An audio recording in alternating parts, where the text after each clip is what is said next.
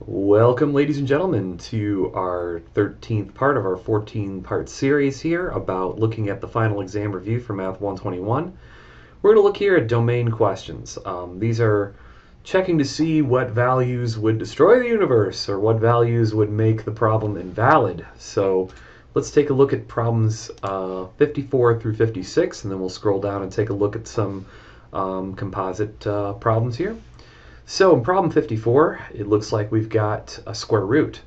Now we know that square roots cannot be negative. So therefore, anything inside the square root has to be greater than or equal to 0. Let's solve for x here.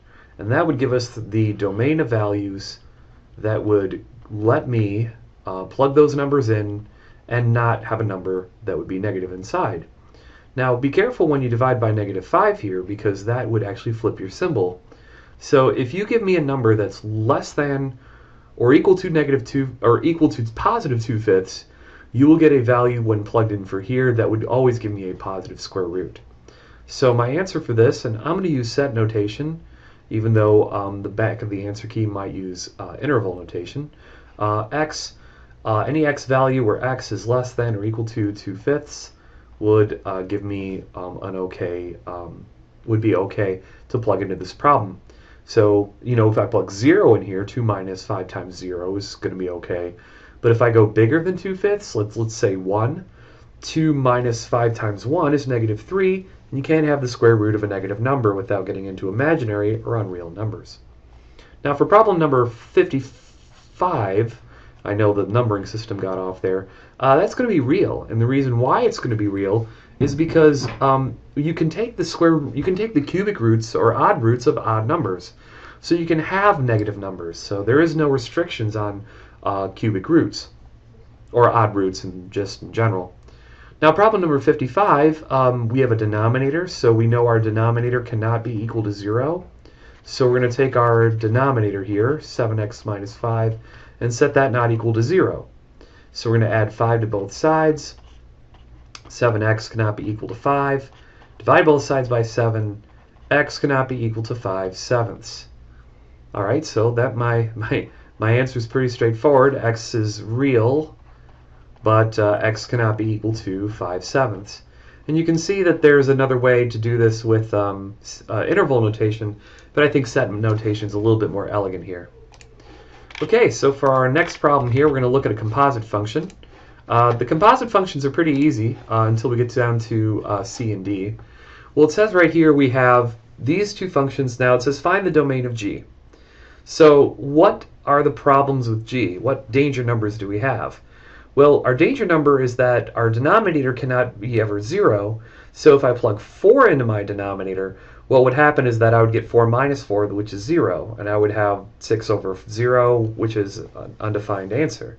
So for part A, x is real, except x cannot be equal to +4. Now the domain of H has absolutely no restrictions at all, because you can plug in any real number for x and it will be okay. Now if I subtract these two, or if I have like x plus 2 over x minus 4, that's a little fixed there, minus the quantity of 3x minus 2, my domain has to be my restrictions on G and my restrictions on H. So the restrictions on both of those would be that your x cannot be equal to 4. Because just subtracting this set of numbers does not create a square root, does not create any other numbers that are divided by 0. But this one does. When we say find the domain of G divided by H, we're taking our first fraction and dividing it by our second equation here. Now we have two problems. We have a denominator here and we have a denominator here. If either of which becomes 0, then what we have to do is throw out those numbers.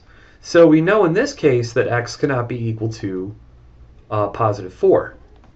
Because if I plug 4 minus 4 in here, we'd have a fraction divided by 0. Now down here, this is 3x minus 2 is equal to, we do not want that equal to 0 either. So I'm going to move the 2 to the other side, so 3x is not equal to +2. Divide by 3, x is not equal to 2/3. So now we have two excluded values.